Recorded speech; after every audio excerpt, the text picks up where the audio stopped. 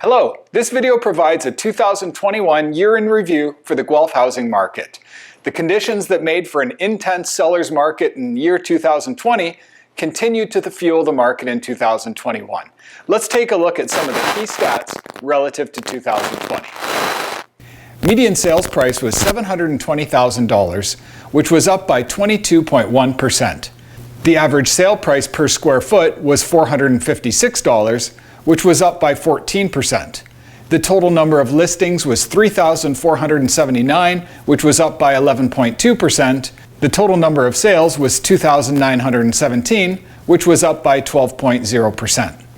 Dramatically low inventory, a surge of local and out-of-town buyers, and historically low interest rates were the key driving factors to the continued price increases throughout the year.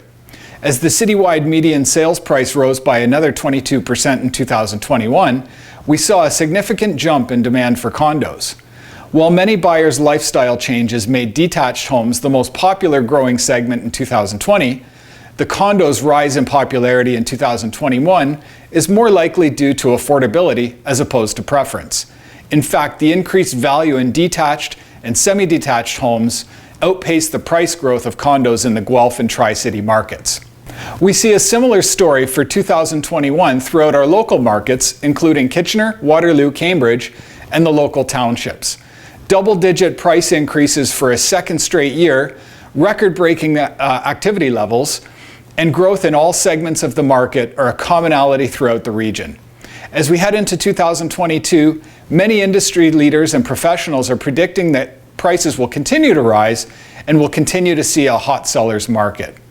While the politicians continue to talk about affordable housing, they seem to be doing very little about addressing the key issues, which is the imbalance of supply and demand.